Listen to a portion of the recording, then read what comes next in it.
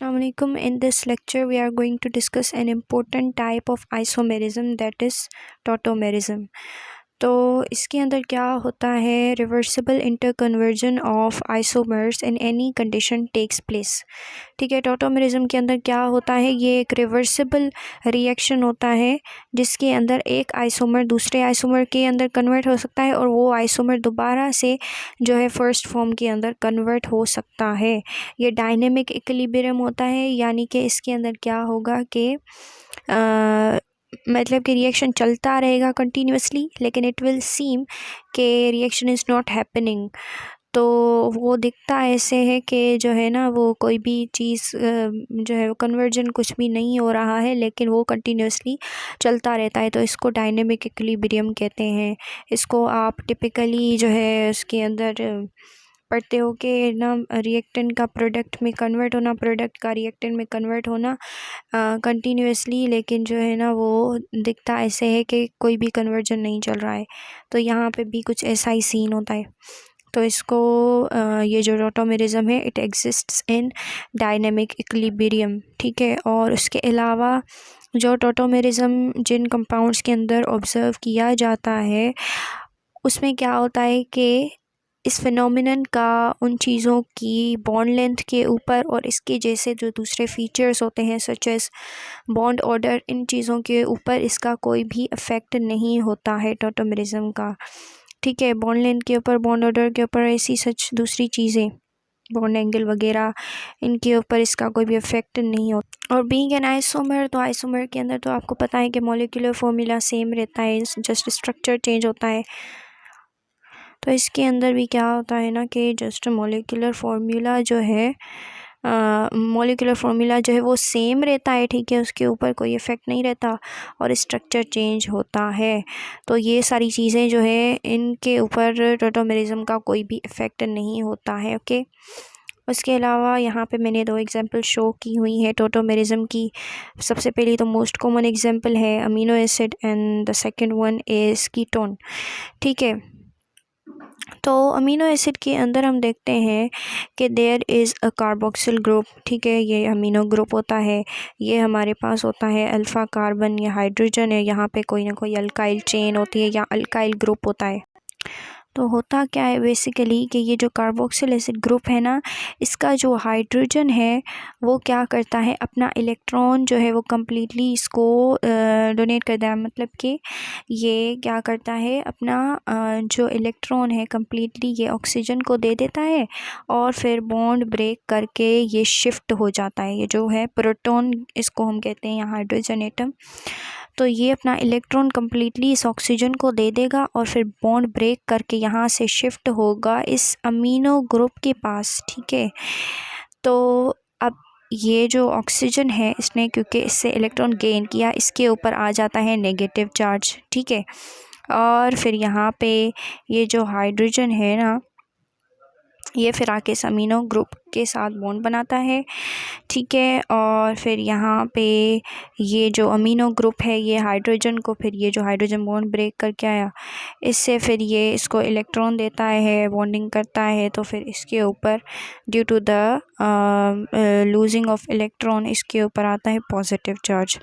तो यहाँ पे ये 2 चार्जेस आ गए। ठीक है, अब इक्वल चार्जेस हैं दोनों के अंदर। ठीक है, अब ये क्या है कि ना, चार्जेस जो हैं, चार्जेस का डिस्ट्रीब्यूशन इक्वल है। यहाँ पे एक पॉजिटिव चार्ज है और एक नेगेटिव चार्ज है।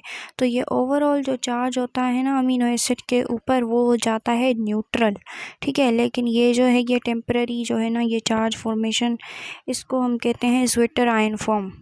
ये जो है ना, यानी कि इस टॉटोमेरिज्म की वजह से अमीनो एसिड का एक आइसोमर बनता है, that is zwitter ion form. ठीक है, और इसके अंदर टेम्परेरी चार्ज डिस्ट्रीब्यूशन होता है, जिसमें अमीनो एसिड के ये अमीनो ग्रुप के ऊपर पॉजिटिव चार्ज आता है, कार्बोक्सिल ग्रुप के ऊपर नेगेटिव चार्ज आता है। ओवरऑल जो चार्ज डिस्ट्रीब्यूशन होता है इस कंपाउंड के अंदर, वो होता है न्यूट्रल, राइट।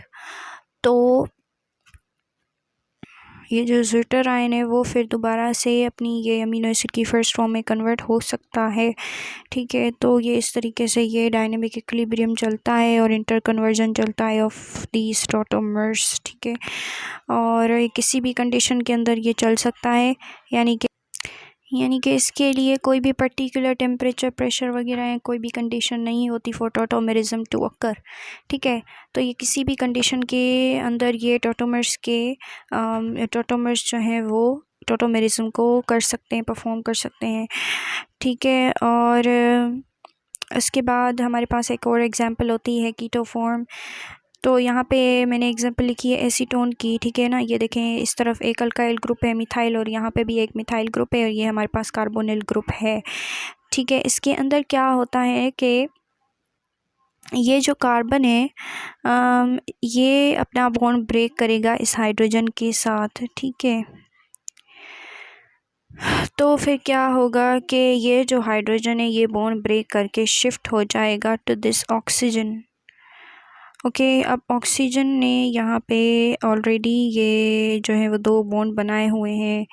अब ये क्या करेगा कि ये जो कार्बन है जिसने इसके साथ बॉन्ड ब्रेक किया है, अब इसके पास एक इलेक्ट्रॉन क्या हो गया, एक अनपेयर्ड इलेक्ट्रॉन हो गया।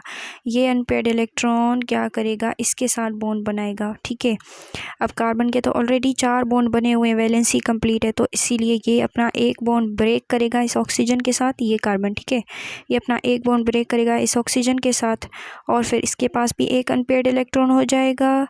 अब इस कार्बन के पास भी एक अनपेयर्ड इलेक्ट्रॉन है, तो फिर ये क्या करेगा, दोनों अनपेयर्ड इलेक्ट्रॉन एक दूसरे के साथ बॉन्ड बनाएंगे, और यहाँ पे एक बॉन्ड ऑलरेडी मौजूद है, दूसरा बॉन्ड इन्होंने बनाया, और ये बन गया हमारे पास डबल बॉन्ड। ठीक है, और इस हाइड्रोजन ने इस ऑक्सीजन के साथ बॉन्ड बनाया, यहाँ पे ये बॉन्ड इनका फॉर्म हो गया है, और बाकी सारी चीज़ें अपनी जगह पे।